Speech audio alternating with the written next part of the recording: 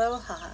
Hi. I know I told you before that my beloveds have been asking me regularly record something that reminds you of how spectacular you are, how amazing you are, and how you could create the life that you would most be nourished by.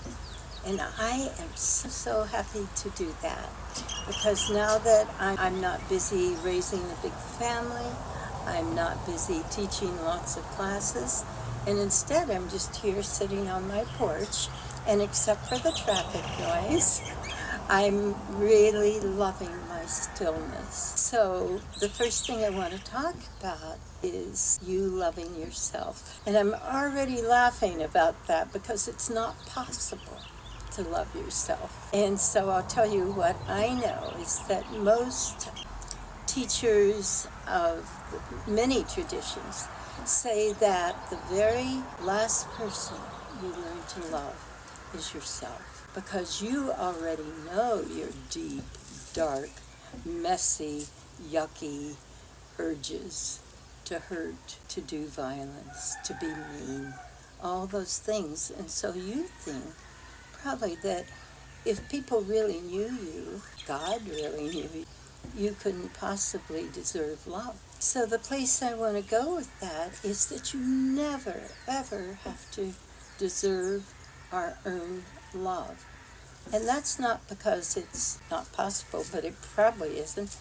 But it's because underneath the duality, underneath all the stories you tell yourself, all the way when you get to the bottom, to oneness, there's nothing but love. There's nothing to be made of. So I understand that we come into bodies to explore all of our beliefs that are extreme opposites, like, am I good? Am I bad? Am I a success? Am I a failure? And what I'm understanding, or here's the way I look at it. Let's say you're in heaven, and let's say that you decide that it might be a great adventure to come down into a body and explore, have an adventure about everything that's wrong about you. And so what you do is you start, while you're still in heaven, writing a script. And the script will say, okay, I think this lifetime, let's think, what do you want to explore this time? I know, here's one I like. Let's explore, do I deserve love? Am I a blessing? So you decide what you want to explore, and then you start writing a script for this lifetime.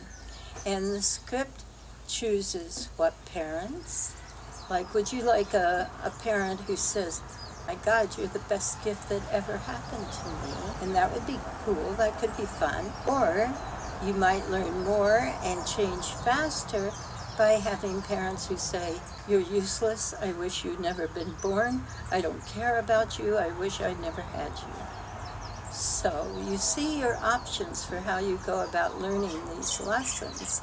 And then you want to choose your circumstances, like, do you want to be born in a war zone? Or do you want to be born in a place where people are saying all the right and spiritual words, but not meaning any of it? Or do you want to be like me, like now I live on an island of paradise? You could have all those choices. And then you want to choose, what kind of body do you want? Weak or strong? Do you want beautiful or so-called ugly?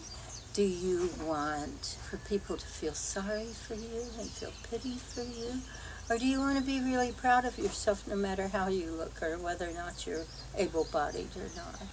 So you choose all those things, and then you decide to come in and take a body. And the cool thing is, the really cool thing, is that I understand that your life is like the stage where you're playing out all the stories that you've made up by yourself. And it's not a one-person performance. You'll need other people to come and play the other actors in your play, right? And so Would you like to choose a friend who says, oh, you're the best friend I've ever had? Or would you like to choose a mate or a child who says, I just don't get you, you make no sense to me, you're narcissistic, you don't care about anybody, I just don't ever want to see you again. And you have all those choices, but you're always in control. And what I want you to know is that if you're in the middle of a lifetime play, you can change the script. You can say, oh, I figured out that I'm a gift to life. But now that I know that I'm a gift to life, I want to explore what is my purpose. How do I want to let this love flow through me? So you can either change your script in the middle of your lifetime, or you can get to the very end, and some people are still hating you, and some people are still loving you. And the point is that at the very end, you bow namaste, and you say, thank you so much for loving me, that felt so great. Or you can say, I can't believe you had the courage to come and be my critic, my enemy. The next time I record, I'm going to talk to you about how I am finding a way to go from extremes of duality and opposites all the way down into oneness, into peace. But for now, all I need to say is, yes, you are a great blessing, and yes, I love you. Thank you.